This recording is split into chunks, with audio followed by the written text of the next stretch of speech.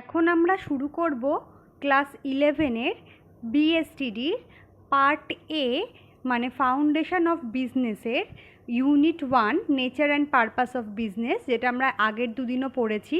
আজকে পড়ব আমরা তার থার্ড এবং লাস্ট পার্ট। এই চ্যাপ্টারটা শুরু করার আগে আমি জাস্ট কয়েকটা কথা বলে নিই। আমরা প্রথম দিনই দেখেছিলাম যে আমরা কোনো অর্থনৈতিক কার্যকলাপকে 3টে ভাগে ভাগ করতে পারি। তার মধ্যে একটাকে আমরা বলি বিজনেস, একটাকে আমরা বলি প্রফেশন, একটাকে আমরা বলি এমপ্লয়মেন্ট। বিজনেস কাকে বলে আমরা শুরুর দিন থেকেই জেনেছি।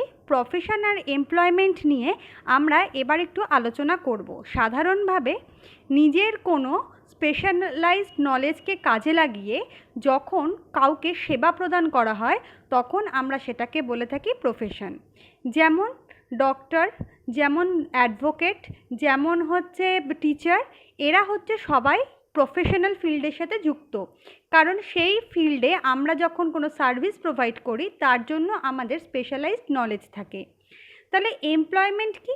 এমপ্লয়মেন্ট খুব সোজা, কারোর অধীনে তার সমস্ত নিয়ম শর্ত মেনে আমরা যখন কোনো অর্থসংস্থান করে থাকি বা কোনো কাজে যোগ দিয়ে থাকি তখন আমরা সেটাকে বলে থাকি এমপ্লয়মেন্ট। তার মানে শুনেই বুঝতে পারছো বিজনেস, প্রফেশন এবং এমপ্লয়মেন্ট এই তিনটের মধ্যে কিন্তু ডিফারেন্স আছে। এবারে আমরা দেখে নেব সেই ডিফারেন্সগুলো কোন কোন বেসিসে এবং কী কীভাবে হয়ে থাকে। ফার্স্ট ওয়ান হচ্ছে mode of establishment, entrepreneurs decision and other legal formalities if necessary. এক বিজনেসের ক্ষেত্রে উদ্যোক্তার নিজের সিদ্ধান্ত এবং সেই বিজনেসটা চালু করবার জন্য যদি কোনো লিগাল ফর্ম্যালিটিসের দরকার হয় সেগুলো থাকবে। প্রফেশনের ক্ষেত্রে কি বলেছে? Membership of a professional body and certificate of the practice, মানে প্রফেশনের ক্ষেত্রে আমরা যে প্রফেশনাল বডিজের সঙ্গে যুক্ত সেই প্রফেশনাল বডিজের মেম্বারশিপ লাগবে এবং তার প্র্যাকটিস করার সার্টিফিকেট লাগবে।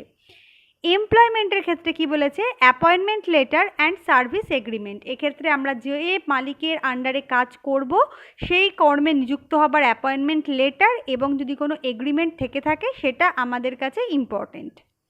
নেচার অফ ওয়ার্ক, বিজনেস কি বলেছে?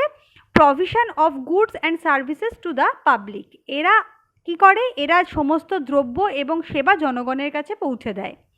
প্রফেশন কি বলছে? Rendering of personalised expert services, মানে প্রফেশন শুধুমাত্র সার্ভিসই প্রোভাইড করে এবং সেটাও কিন্তু এক্সপার্টাইজ সার্ভিস, যেটা কিনা পার্সোনালাইজড, মানে সেই পার্সনের নিজের অর্জিত জ্ঞান হতে হবে। এমপ্লয়মেন্ট কি বলেছে? Performing as per service contract or rule of service, মানে তারা কী মতো কাজ করবে, তাদের যে সার্ভিসের কন্ট্রাক্ট দেওয়া হয়েছে বা যে সার্ভিসে তারা যুক্ত তার যে রুলস অ্যান্ড রেগুলেশনস আছে সেগুলো এখানে মেনটেন করতে হবে। নেক্সট দেখো কোয়ালিফিকেশান। বিজনেসের জন্য কি বলেছে? No minimum qualification is necessary.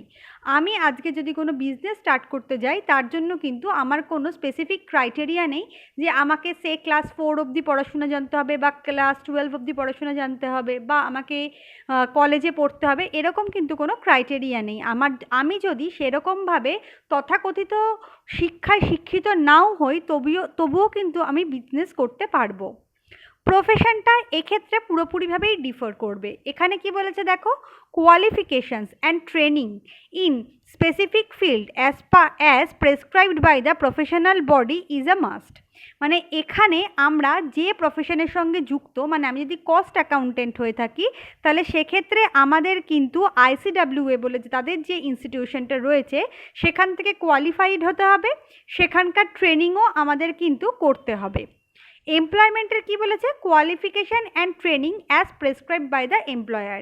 এক্ষেত্রে আমার মালিকের যে পোস্টের জন্য আমাকে নিচ্ছেন তার জন্য যে আমার কোয়ালিফিকেশান এবং ট্রেনিংয়ের দরকার সেটা কিন্তু আমাদের থাকতে হবে। রিওয়ার্ড অর রিটার্ন, এখানে কি বলেছে? বিজনেসের ক্ষেত্রে প্রফিট আর্নড, মানে বিজনেসের ক্ষেত্রে প্রফিটটাই কিন্তু আমাদের রিওয়ার্ড। প্রফেশনের ক্ষেত্রে কি বলেছে? প্রফেশনাল ফিজ আমাদের দিতে হয়, তাহলে সেটাই প্রফেশনের সঙ্গে যিনি যুক্ত তার ক্ষেত্রে রিওয়ার্ড। আর এমপ্লয়মেন্টের ক্ষেত্রে আমরা কিন্তু জানি আমরা স্যালারি পেয়ে থাকি। এবারে দেখো ক্যাপিটাল ইনভেস্টমেন্ট। বিজনেসের ক্ষেত্রে কি বলেছে? Capital investment required as per size and the nature of business, মানে আমরা ঠিক কতটা বড় বিজনেস খুলতে যাচ্ছি বা আমাদের কী ধরনের ব্যবসা, তার ওপর কিন্তু নির্ভর করবে আমাদের কতটা অ্যামাউন্টের ক্যাপিটাল ইনভেস্ট করতে হবে। প্রফেশনের ক্ষেত্রে limited capital needed for establishment, মানে আমাদের ক্যাপিটাল ইনভেস্টমেন্ট দরকার কিন্তু সেটা লিমিটেড। মানে মনে করো আমি যদি ডক্টর হই তাহলে আমাকে একটা চেম্বার খুলতে হবে, তাহলে সেই চেম্বারটাকে রান করানোর জন্য এবং খোলার জন্য যেটুকু ক্যাপিটাল দরকার আমার ক্ষেত্রে কিন্তু সেটুকুই আমার ক্যাপিটাল ইনভেস্টমেন্ট হবে। এমপ্লয়মেন্টের ক্ষেত্রে আমরা জানি এক্ষেত্রে আমাদের কিন্তু কোনো রকম ক্যাপিটাল লাগে না। এবার দেখব রিস্ক। প্রফিটস আর uncertain and irregular, thus risk is present. মানে বিজনেসের ক্ষেত্রে আমরা জানি আমরা প্রফিট পাই, কিন্তু সেই প্রফিট পাওয়ার ক্ষেত্রে কিন্তু কোনো নিশ্চয়তা নেই যে প্রত্যেক মাসে আমরা 5,000 টাকা করেই প্রফিট পাবো বা প্রত্যেক মাসে আমরা 10,000 টাকা করে প্রফিট পাবো, এরকম কিন্তু কোনো গ্যারেন্টি নেই। শুধু তাই নয়, আমাদের যে প্রফিট আর্নিং ক্যাপাবিলিটি ওটাও কিন্তু আমাদের ক্ষেত্রে ইরেগুলার হবে। মানে হতেই পারে আমি জানুয়ারি মাসে প্রচুর প্রফিট করলাম, ফেব্রুয়ারি মার্চ এপ্রিল আমি কোনো প্রফিটই করতে পারলাম না, তার মানে সেটা ইরেগুলার। তাহলে যত আনসার্টেনটি অ্যান্ড ইরেগুলারিটিস ইনভলভ থাকবে ততই কিন্তু আমাদের রিস্ক ফ্যাক্টর বেড়ে যাবে। প্রফেশনে কি বলেছে দেখো, fees is generally regular and certain, some risk. মানে প্রফেশনের ক্ষেত্রে আমি যদি ডক্টর হই তাহলে আমার চেম্বারে রুগীরা দেখাতে এলে আমি কিন্তু তাদের থেকে ফিস পাবো, সুতরাং এক্ষেত্রে আমাদের সার্টেনটিটা বিজনেসের থেকে বেশি। এবং সাধারণভাবে ধরা হয় যে আমরা এই ক্ষেত্রে ফিজ রেগুলার ওয়েতেই পেয়ে থাকবো, কিন্তু তবুও কিছু কিছু ক্ষেত্রে হয়তো ইরেগুলারিটি দেখা যেতে পারে, তাই সেক্ষেত্রে আমাদের এখানে কিছু রিস্ক ইনভলভ থাকে, কিন্তু সেটা বিজনেস রিস্কের থেকে অবশ্যই অনেকটা কম। এমপ্লয়মেন্ট কি বলেছে, এমপ্লয়মেন্টের ক্ষেত্রে fixed and regular pay, no or little risk. আমরা জানি আমরা যদি কারো আন্ডারে চাকরি করি তাহলে আমরা প্রত্যেক মাসের শেষে আমরা সেক্ষেত্রে স্যালারিটা পাবো, সেই স্যালারির অ্যামাউন্টটা কিন্তু ফিক্সড হবে এবং জেনারেলি আমরা প্রত্যেক মাসের শেষেই স্যালারি পাবো। সেক্ষেত্রে কিন্তু আমাদের রেগুলারিটিটা মেনটেন করা হবে। যেহেতু এক্ষেত্রে আমাদের স্যালারি ফিক্সড এবং রেগুলারিটি ইনভলভ থাকছে, সেই কারণে কিন্তু এক্ষেত্রে আমাদের বলা যেতে পারে কোনো রিস্কই নেই। তবুও কিছু কিছু ক্ষেত্রে আমাদের যদি স্যালারি পেমেন্টের ক্ষেত্রে ইরেগুলারিটিস দেখা যায়, সেক্ষেত্রে আমাদের কিন্তু একটা খুব কম হলেও সেই রিস্কটা ইনভলভ থাকবে। এবারে আমরা চলে যাব দেখতে যে আমাদের বিজনেসের অবজেক্টিভসগুলো কী কী। ফার্স্ট ওয়ান হচ্ছে ইকোনমিক অবজেক্টিভস, মানে অর্থনৈতিকভাবে কেন আমাদের বিজনেসটা দরকার। ফার্স্ট ওয়ান হচ্ছে ইনোভেশন। বিজনেসের ক্ষেত্রে ইনোভেশন কিন্তু একটা গুরুত্বপূর্ণ ভূমিকা পালন করে, কারণ বিজনেসের মেন পারপাসই হচ্ছে আমাদেরকে গুডস এবং সার্ভিসেস প্রোভাইড করা, যেটা কিনা আমাদের ইউটিলিটি, যেটা কিনা আমাদের কাছে উপযোগ সৃষ্টি করবে। কোনো জিনিসের উপযোগিতা সৃষ্টি যদি না হয় তাহলে সেই জিনিসের ইউটিলিটি কিন্তু আমাদের কাছে থাকে না। একই জিনিস দীর্ঘদিন ধরে কনজিউম করতে করতে সেই জিনিসের ইউটিলিটি কমে যায়, তখন তার জায়গা নিতে হয় নতুন প্রোডাক্টকে। এটাই হচ্ছে ইনোভেশনের মেন পারপাস। যেভাবে আমরা আগে 2G ইন্টারনেট স্পিডে কাজ করতাম, সেটা এখন 4G, ইভেন কিছু কিছু ক্ষেত্রে 5Gতেও পৌঁছে গেছে। এমনকি আগে আমরা ডেস্কটপে অভ্যস্ত ছিলাম, এখন আমরা আস্তে আস্তে ল্যাপটপ, ট্যাব এ কিছুতে কনভার্টেড হয়ে যাচ্ছি। তার মানে আমাদের যে উপযোগিতা সৃষ্টি হচ্ছে তার সাথে বিজনেসকে মানিয়ে নিতে হচ্ছে, তাই জন্য আমাদের ইনোভেশন করার খুব দরকার থাকে। নেক্সট হচ্ছে ক্রিয়েশন অফ ইউটিলিটি। আমাদের ক্ষেত্রে এমন জিনিসই বিজনেসকে তৈরি করতে হবে এবং সেই জিনিসটাই এক্সচেঞ্জ করতে হবে যার নিজস্ব ইউটিলিটি রয়েছে। ইউটিলিটি বলতে আমরা কি বুঝি, আমাদের চাহিদা পূরণের ক্ষমতাকে। যেমন আমাদের যখন প্রচণ্ড তেষ্টা পায় তখন আমরা জল খাই, তাহলে সেই জল খেয়ে আমরা আমাদের তেষ্টাটা নিবারণ করি, তার মানে জলের ইউটিলিটি আমাদের কাছে রয়েছে। কিন্তু কখন, যখন আমাদের তেষ্টা পাবে। তাই কোন পরিস্থিতিতে কোন জিনিস উৎপন্ন করলে সেটা মানুষের ক্ষেত্রে উপযোগ সৃষ্টি করতে পারবে, সেটা কিন্তু বিজনেসকে দেখতে হবে। নেক্সট হচ্ছে কাস্টমার ক্রিয়েশন। আমরা জানি ব্যবসা করার মূল উদ্দেশ্য হচ্ছে প্রফিট আর্ন করা। প্রফিট তখনই আর্ন করতে পারবে যখন কোনো বিজনেস সেই ধরনের প্রোডাক্ট বিক্রি করবে বা সার্ভিস প্রোভাইড করবে যা কাস্টমারদের ক্ষেত্রে ইউটিলিটি ক্রিয়েট করতে পারে। প্রফিট যত বেশি হবে তত বিজনেস এক্সপানশন করতে পারবে। তার মানে প্রতিযোগিতার বাজারে টিকে থাকতে গেলে আমাদের কিন্তু এক্ষেত্রে প্রফিট খুব ভাইটাল রোল প্লে করবে। প্রফিট তখনই বেশি হবে যখন আমরা আমাদের এক্সিস্টিং কাস্টমারদের সাথে সাথে নতুন কাস্টমারদেরও ক্রিয়েট করতে পারবো। কারণ কাস্টমারের সংখ্যা যত বেশি হবে আমরা বেশি দ্রব্য বিক্রি করতে পারবো এবং সেই দ্রব্য বিক্রির মাধ্যমে আমরা বেশি পরিমাণে প্রফিট আর্ন করতে পারবো। আর্নিং প্রফিট, আমরা জানি বিজনেসের মেন মোটো হচ্ছে প্রফিট আর্ন করা। যদি কোনো বিজনেস করে আমরা সেই প্রফিটটা আর্ন করতে না পারি সেক্ষেত্রে কিন্তু আমাদের সেই বিজনেসটা আমরা দীর্ঘদিন চালিয়ে রাখতে পারবো না। কারণ আমাদের ক্ষেত্রে যদি কোনো মিনিমাম প্রফিট না হয় তাহলে সেক্ষেত্রে কারবারটাই বিপন্ন হয়ে পড়বে এবং তার অস্তিত্বের সংকট দেখা যাবে। কেন বলো তো? কারণ কোনো একটা পার্টিকুলার প্রোডাক্ট শুধুমাত্র একটা বিজনেসের দ্বারাই হয় না। সিমিলার অনেক রকমের ফার্ম থাকে যারা সেম গুডস প্রোভাইড করে। তাই আমরা যদি প্রফিট আর্ন করতে না পারি তাহলে সেক্ষেত্রে আমরা সেই বিজনেসটা চালানোর খরচটা আমরা তুলতে পারবো না এবং সেই খরচ তুলতে না পারলে আস্তে আস্তে একটা সময় কিন্তু আমাদের বিজনেসটা বন্ধ হয়ে যাবে। অপটিমাম ইউটিলাইজেশন অফ রিসোর্সেস, এটাই কিন্তু কোনো বিজনেস গড়ে ওঠার পেছনের মূল কারণ। আমরা জানি আমাদের যে কোনো রকমের সম্পদই কিন্তু লিমিটেড এবং সেই সম্পদকে কাজে লাগিয়ে উপযোগিতা সৃষ্টি করা হয়ে থাকে যা কিনা মানুষের অনন্ত চাহিদাকে পূরণ করে। তাই বিজনেস তখনই প্রপার ওয়েতে রান করতে পারবে যখন এই সমস্ত রিসোর্সেসরা অপটিমাম ওয়েতে ইউটিলাইজড হবে। কারণ আমরা যত বেশি সম্পদকে অপচয় করব তত বেশি সেই সম্পদের পরিমাণ কমতে থাকবে এবং কারবারের খরচ বাড়তে থাকবে। ফলে আস্তে আস্তে কারবার কিন্তু প্রতিযোগিতার বাজারে পিছিয়ে পড়বে। নেক্সট আমরা দেখব সোশ্যাল অবজেক্টিভস, অর্থাৎ সামাজিক দিক থেকে বিজনেসের অবজেক্টিভগুলো কী কী। স্যাটিসফাইং সোশ্যাল নিডস, আমরা জানি যে আমরা সবাই সোশ্যাল অ্যানিমেলস, মানে আমরা সবাই সামাজিকভাবে দায়বদ্ধ সমাজের কাছে। তাহলে বিজনেসও সমাজেরই একটা গুরুত্বপূর্ণ পার্ট। তাই বিজনেসটা এমনভাবে আমাদের চালাতে হবে যেটা আমাদের সামাজিক সমস্ত রকমের চাহিদাকে পূরণ করতে পারে। এই জন্য কী করে? এই জন্য কারবার উৎপাদন, ক্রয়, মজুতকরণ, বন্টন, বিনিময় এগুলো করে থাকে যাতে আমরা সঠিক মানের পণ্য সঠিক দামে যোগান দিতে পারি। নেক্সট হচ্ছে supply of the quality of goods at right price, মানে শুধু পণ্য উৎপাদন করলেই চলবে না, সেই পণ্যটা কিন্তু সঠিক দামের এবং সঠিক গুণযুক্ত হওয়া প্রয়োজন। অনেক সময় কারবারিরা কী করে? নিজেদের প্রফিট বাড়ানোর জন্য তার কোয়ালিটিকে ফল করিয়ে দেয় এবং প্রাইসকে হাই করিয়ে দেয়। তাতে হয়তো সাময়িকভাবে তারা বেশি পরিমাণে লাভ করবে, কিন্তু কোয়ালিটি যদি ফল করে তাহলে আস্তে আস্তে কনজিউমারদের কাছে সেই সমস্ত ডিমান্ডটা কমতে থাকবে এবং ওভার অ্যাজ এ রেজাল্ট যে কারবার প্রতিযোগিতার বাজারে পিছিয়ে পড়বে। Creation of the employment opportunity, মানে আমরা কারবার করে থাকি জীবিকা নির্বাহের উদ্দেশ্যেই। সুতরাং কর্মসংস্থান সৃষ্টি করা কারবারের অত্যন্ত গুরুত্বপূর্ণ সামাজিক উদ্দেশ্য।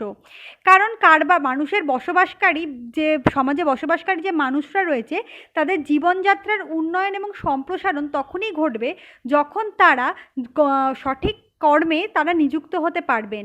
সেই জন্য সমাজে বসবাসকারী মানুষের ভাবমূর্তি অক্ষুণ্ণ রাখার জন্য এবং কারবারকে সঠিকভাবে পরিচালনা করবার জন্য আমাদের প্রপার ওয়েতে বিজনেসটাকে ক্যারি করা প্রয়োজন। নেক্সট হচ্ছে ডিসচার্জিং অফ সোশ্যাল রেসপন্সিবিলিটি, মানে আমাদের সমাজের একটা গুরুত্বপূর্ণ অংশ হচ্ছে কারবার। সমাজে বসবাসকারী মানুষের সমস্ত অর্থনৈতিক চাহিদা মেটানোর উদ্দেশ্যেই কিন্তু কারবারের সৃষ্টি হয়েছে। কিন্তু মনে রাখতে হবে কারবার যদি এমন কোনো কাজ করে যাতে সমাজের ক্ষতি হয় সেটা কিন্তু কখনোই কাম্য নয়। যেমন কৃত্রিম অভাব সৃষ্টির উদ্দেশ্যে যদি আমরা পণ্য মজুত করে থাকি এবং যার ফলে কিন্তু আমাদের কালোবাজারি সৃষ্টি হতে পারে, ভেজালের সৃষ্টি হতে পারে, সেটা কিন্তু কখনোই কারবারের উদ্দেশ্য হতে পারে না। অনেক সময় কি হয়? আমরা বিভিন্ন রকমের অ্যাডভার্টাইজমেন্ট দিয়ে আমাদের যারা টার্গেট কনজিউমার রয়েছে তাদেরকে মিসলিড করে থাকি। সেগুলোও কিন্তু কোনো দিনই কারবারের উদ্দেশ্যের মধ্যে পড়তে পারে না। কারবারের উদ্দেশ্য হচ্ছে সামাজিক দায়িত্বটাকেও সঠিকভাবে পূরণ করা। নেক্সট হচ্ছে প্রিভেনশন অফ পলিউশন। আমরা জানি বিজনেসটাকে যখন আমরা চালাবো তখন আমাদের বিভিন্ন রকমের মেশিনারিজ, প্ল্যান্ট এগুলোকেও রান করতে হবে। তার মানে সেই সমস্ত কিছু আমাদের পরিবেশে দূষণ ঘটাতে পারে। তাই জন্য এটা কারবারের সামাজিক উদ্দেশ্য যে সমস্ত কিছু মেশিনারি বলো বা প্ল্যান্টই বলো এমন করে সেগুলোকে ব্যবহার করা যাতে সেগুলো সমাজের দূষণ না ঘটাতে পারে। এবং শিল্পায়নের ফলে কিন্তু আমাদের পরিবেশের দূষণ সবথেকে বেশি হয়ে থাকে। মাত্রা ছাড়া পরিবেশ দূষণ হলে সেটা কিন্তু মানব সভ্যতার পক্ষে ভীষণ বড় বিপদ হয়ে দাঁড়াবে। সেই জন্য কারবারের উদ্দেশ্য হলো নিজের মুনাফা অর্জনের সঙ্গে সঙ্গেও পরিবেশকে অক্ষুণ্ণ রাখার চেষ্টা করা। টাইমলি ট্যাক্স পেমেন্ট, আমরা জেনেছি এর আগেই ট্যাক্স কাকে বলে। প্রত্যেকটা কারবারিকে তাদের নিজের প্রফিটের এগেনস্টে ট্যাক্স প্রোভাইড করতে হয়। কারবারিরা কি করেন, অনেক সময় আমরা এটাও জেনেছি ট্যাক্স প্ল্যানিং, ট্যাক্স ইভেশন এগুলো কাকে কাকে বলে। তাহলে অনেক সময় কি করে, নিজেদের যে সমস্ত আয় হয় সেটাকে প্রপারলি অ্যাকাউন্ট করে না, তার ফলে তাদের আয়টা অনেক কম দেখায় এবং তারা প্রপার ওয়েতে ট্যাক্স প্রোভাইড করে না। কিন্তু মনে রাখতে হবে, আমরা যদি ঠিক সময় ট্যাক্স পেমেন্ট না করি তাহলে সরকার সেই ট্যাক্সের টাকা দিয়েও কিন্তু আমাদের কোনো উন্নতি করতে পারবে না। আমাদের বলতে আমি এখানে সমাজের কথা বলতে চেয়েছি। তাহলে এই যে সমাজের যদি উন্নতি না হয় তাহলে কিন্তু পুরো বিজনেসের অবজেক্টিভটাই আস্তে আস্তে নষ্ট হয়ে যাবে। এবারে আমরা জানব যে আমাদের বিজনেসে প্রফিট অত্যন্ত গুরুত্বপূর্ণ ঠিকই, কিন্তু সেই প্রফিটের রোল কি আমাদের বিজনেসে বা ভূমিকা কী। চিফ ইনসেন্টিভ, মানুষ যখন কোনো কারবারে নিযুক্ত হয় তখন সে প্রফিটটা আর্ন করতেই চায়। প্রফিট হচ্ছে তাদের একটা ইম্পর্টেন্ট পার্ট যাতে তারা মোটিভেটেড হতে পারে। তাহলে মোটিভেটেড তারা যত বেশি হবে তারা তত ভালোভাবে ব্যবসা করতে পারবে, ফলে আমাদের কর্মসংস্থান বাড়বে, জীবনযাত্রার মান উন্নয়ন হবে। সেই জন্য প্রফিট আমাদের ক্ষেত্রে অত্যন্ত বেশি গুরুত্বপূর্ণ। সার্ভাইভাল, আমরা জানি আমাদের একই জিনিস তৈরি করে সেটা বাজারে বিক্রি করে এরকম বহু কারবারি সংস্থা রয়েছে, তাই তাদের মধ্যে প্রতিযোগিতাও অনেক বেশি। তাহলে আমরা যদি প্রপার বা অ্যাডিকুয়েট অ্যামাউন্টের প্রফিট আর্ন করতে না পারি তাহলে সেক্ষেত্রে কিন্তু আমরা প্রতিযোগিতার বাজার থেকে আস্তে আস্তে করে পিছিয়ে যাব। নেক্সট হচ্ছে গ্রোথ অ্যান্ড এক্সপানশন। আমাদের প্রফিট যত বেশি হবে তত কিন্তু আমরা কারবারের পরিধিটাকে বাড়াতে পারবো। কারবারের পরিধি বাড়ানো মানে আমাদের সেখানে আরও কর্মসংস্থানের সুযোগ সৃষ্টি করে দেওয়া এবং বহুমুখী উৎপাদনে সাহায্য করা। তাই গ্রোথ এবং এক্সপানশনের জন্য কিন্তু আমাদের প্রফিট অত্যন্ত গুরুত্বপূর্ণ ভূমিকা পালন করে। রেপুটেশন অ্যান্ড গুডউইল, মানে মুনাফা কারবারের খ্যাতি এবং সুনাম অর্জনের ক্ষেত্রেও ইম্পর্টেন্ট। একটা লাভজনক কারবার সবসময় একটা বিশেষ মর্যাদা পেয়ে চলে, যা সাধারণ কারবার হয়তো পারে না।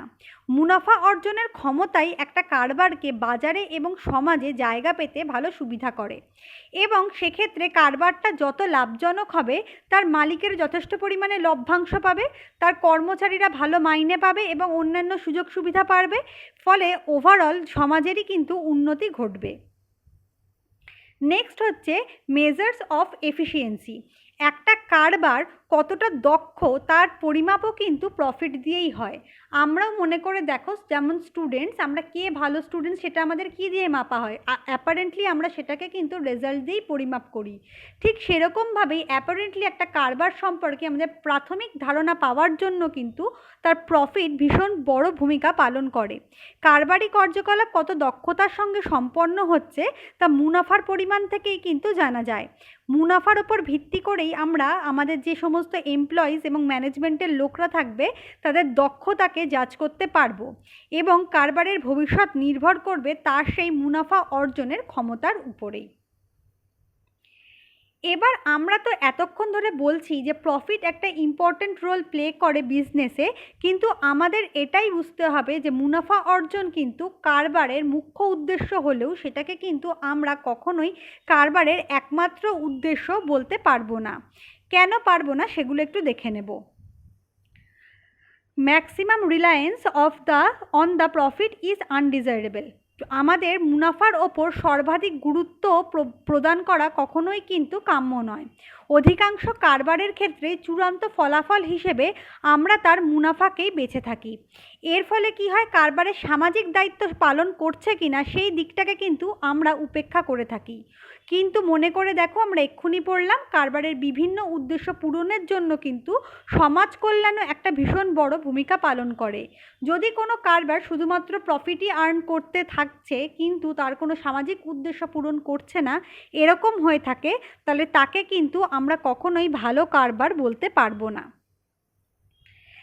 নেক্সট হচ্ছে ওভারস্ট্রেস অন দ্য ওনার্স ইন্টারেস্ট। মানে কারবারকে যদি মুনাফাকেই একমাত্র উদ্দেশ্য বলে ধরা হয়, তাহলে সেটা কিন্তু মালিকের স্বার্থকেই প্রাধান্য দেয়। কারণ মুনাফা যত বেশি হবে তার স্বার্থই তত সুরক্ষিত হবে, আর মালিকের স্বার্থ সুরক্ষিত করার জন্য অন্যান্য স্বার্থকে আমাদের অগ্রাহ্য করতে হবে। মানে মনে করো আমি এমন একটা জিনিস তৈরি করলাম যে জিনিসটা আমাদের ওভার প্রাইসড এবং তার কোয়ালিটিও প্রপার নয়, তাহলে সেটা বিক্রি করলে হয়তো আমরা প্রফিট বেশি পাবো, কিন্তু আদৌ কি সেটা সমাজের উপযোগিতা সৃষ্টি করার জন্য জরুরি? শুধু তাই নয়, অনেক সময় কি করা হয়, মালিকের স্বার্থতেই যদি বেশি গুরুত্ব দেওয়া হয় তাহলে সেক্ষেত্রে শ্রমিক এবং কর্মচারীদের স্বার্থকেও বিঘ্নিত করা হয়। শ্রমিক এবং কর্মচারীদের যদি স্বার্থ বিঘ্নিত হয় তাহলে সেক্ষেত্রে কিন্তু প্রতিষ্ঠানটা খুব অচিরেই বিলুপ্ত হয়ে যেতে পারে। নেক্সট হচ্ছে মিসগাইডস ম্যানেজার, অর্থাৎ পরিচালকদেরকে কিন্তু বিপদগামী করে তোলে। মুনাফা পরিচালকদের কর্মদক্ষতার মাপকাঠি হিসেবে গণ্য হয়, কিন্তু যদি বেশি মুনাফা অর্জন করে পরিচালকদের মধ্যে একটা আত্মতুষ্টি চলে আসে, সেক্ষেত্রে তারা কারবারের ভবিষ্যৎ সম্পর্কে কোনো ধারণা করে না। সেক্ষেত্রে তারা কি হয়, উদাসীন হয়ে পড়ে। ফলে তারা রিসার্চ অ্যান্ড ডেভেলপমেন্টের ওপর সময় দেয় না, কর্মীদের উন্নয়ন করতে চায় না এবং কোনো দীর্ঘমেয়াদী পরিকল্পনাও করতে চায় না।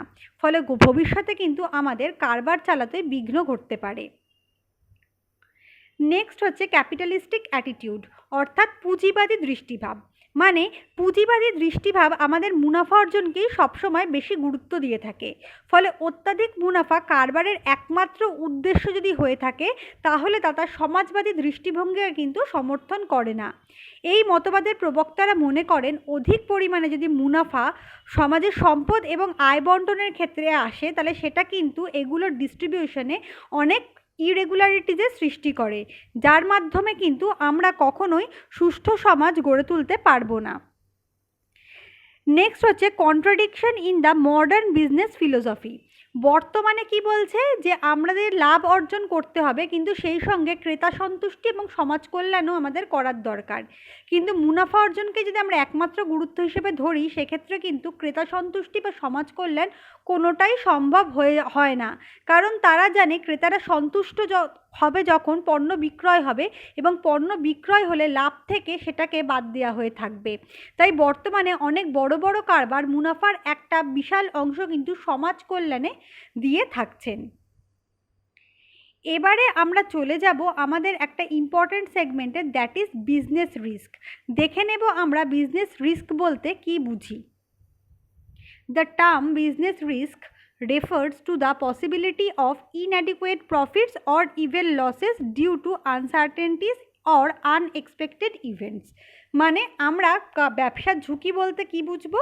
ব্যবসার ঝুঁকি বলতে আমরা বুঝি আমাদের যে প্রফিট আর্নিং ক্যাপাবিলিটি রয়েছে তার ক্ষেত্রে যদি কোনো ইনঅ্যাডিকুয়েন্সি এসে থাকে বা যদি কোনো লস অ্যারাইজ করে, এবং সেটা কিসের জন্য হতে পারে, সেটা হচ্ছে আমাদের কোনো আনএক্সপেক্টেড ইভেন্ট বা আনসার্টেনটির জন্য হয়ে থাকে, তখন আমরা তাকে বিজনেস রিস্ক বলে থাকি। For example, demand for a particular product may decline due to change in taste and preference of the consumers or due to increased competitions from other producers. মানে কোনো সময় কি হয়, যে জিনিসটা হয়তো দীর্ঘদিন ধরে খুব বেশিভাবে বিক্রি হচ্ছিল, সেই জিনিসটার ডিমান্ড আস্তে আস্তে কমতে থাকে, কারণ কনজিউমারদের টেস্ট এবং প্রেফারেন্স চেঞ্জ হয়ে যাচ্ছে। শুধু তাই নয়, মনে করো অন্য ফার্ম যারা সেম প্রোডাক্ট বিক্রি করে, তারা হয়তো সেই প্রোডাক্টের মধ্যে কিছু বৈশিষ্ট্য ঢুকিয়ে প্রোডাক্টটাকে ডিফারেন্সিয়েট করে দিল এবং বাজারে নতুনভাবে নিয়ে এলো, তখনও কিন্তু যে এক্সিস্টিং প্রোডাক্ট রয়েছে তার ডিমান্ড কমে যেতে পারে। ডিমান্ড কমে যাওয়া মানেই আমাদের প্রফিট কমে যাওয়া। তাহলে এই যে সিচুয়েশনটা, এটাকেই কিন্তু আমরা বলবো business risk. Business enterprises constantly faces two types of risk, speculative and pure. আমাদের যে বিজনেস রিস্ক রয়েছে সেটাকে আমরা দুটো ভাগে ভাগ করতে পারি, স্পেকুলেটিভ রিস্ক আর হচ্ছে পিওর রিস্ক। দেখে নেব স্পেকুলেটিভ রিস্ক কাকে বলে। ইট involve both the possibility of gain as well as the possibility of loss. Speculative risk arises due to the changes in the market conditions, including fluctuations in demand and supply, changes in prices, or changes in fashion and taste of the consumers. মানে speculative risk বলতে আমরা সেই রিস্ককে বুঝি যেই রিস্কের ফলে যে আমাদের হতেও পারে বিজনেসে গেন হচ্ছে বা হতেও পারে আমাদের বিজনেসে লস হচ্ছে। সেটা কেন হতে পারে? সেটা মার্কেট সিচুয়েশন চেঞ্জেসের জন্য হতে পারে। কনজিউমারের টেস্ট এবং প্রেফারেন্স এমনভাবেই চেঞ্জ হলো যে আমার প্রোডাক্টের যা যা ফিচার্স রয়েছে সেটাই তাদের দরকার, তার মানে আমার ক্ষেত্রে সেখানে পসিবিলিটি রয়েছে প্রফিট করার, কিংবা ঠিক রিভার্স কন্ডিশন, এমনভাবে জিনিসটা চেঞ্জেস হলো টেস্ট আর প্রেফারেন্সে যে আমার প্রোডাক্টটাই মার্কেটে অবসোলেট হয়ে গেল, তাহলে সেক্ষেত্রে আমি আর প্রফিট আর্ন করতে পারবো না, সেক্ষেত্রে কিন্তু আমার লস হবে।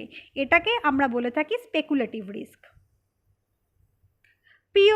Pure risk, it involve only the possibility of loss or no loss. The chance of fire, theft or strike are examples of pure risk. মানে স্পেকুলেটিভ রিস্কের ক্ষেত্রে আমার দুটো পসিবিলিটি থাকছে, হয় আমার প্রফিট হবে নয় আমার লস হবে। কিন্তু পিওর রিস্কের ক্ষেত্রে আমার কিন্তু ঠিক তার পরের সিচুয়েশান, মানে হয় আমার লস হবে বা আমার লস হবে না। সেগুলোটা কি বলেছে, their occurrence may result in loss whereas non-occurrence may explain the absence of loss instead of gain. মানে এই যে রিস্কটা, এটা যদি আমাদের বিজনেসে না থাকে তাহলে সেক্ষেত্রে আমাদের কিন্তু গেন হবে না, কিন্তু যদি বিজনেসে থাকে তাহলে সেক্ষেত্রে আমার লস হবে। কীরকম এক্সাম্পল, মনে করো আমার গোডাউনে আমি অনেক গুড স্টোর করে রেখেছি, হঠাৎ সেখানে আগুন লেগে গেল, তাহলে এই আগুন লাগার ব্যাপারটা আনসার্টেনটি, তার মানে আগুন লাগলে আমার গুডসগুলো নষ্ট হয়ে গেল, অর্থাৎ সেক্ষেত্রে আমার লস হলো। কিন্তু আগুন যদি না লাগে তাহলে কিন্তু আমার গুডসগুলো সেই ওয়্যারহাউসে ঠিকঠাক মতোই রইল, এর ফলে কিন্তু আমার প্রফিট হলো না, আমরা জাস্ট লসটাকে ওভারকাম করতে পারলাম। এবারে আমরা চলে যাব আমাদের রিস্কের নেচারে, মানে আমাদের ঝুঁকির প্রকৃতিগুলো কি কি। ফার্স্ট হচ্ছে business risk arise due to uncertainties, মানে আমাদের ভবিষ্যৎ সম্পর্কে যদি নিশ্চিত ধারণা না থাকে তাহলে সেক্ষেত্রে কিন্তু আমাদের রিস্ক অ্যারাইজ করতে পারে, এর ফলে কিন্তু আমাদের ঝুঁকির উদ্ভব হয়। কারবারে বহু ধরনের অনিশ্চয়তার সম্মুখীন হতে হয় যেগুলো কিন্তু সঠিকভাবে আমরা কখনোই পূর্বানুমান করতে পারি না, যেমন মনে করো লকডাউন, যেমন মনে করো কোনো দুর্ঘটনা, চুরি, আবার মনে করো বিভিন্ন ন্যাচারাল ক্যালামিটিসও থাকে যেমন খরা, বন্যা, ভূমিকম্প, এগুলোর জন্য কিন্তু আমাদের দামের হ্রাস বৃদ্ধি ঘটতে থাকে, ফলে আমাদের ক্ষেত্রে ঝুঁকির সম্ভাবনা থাকে।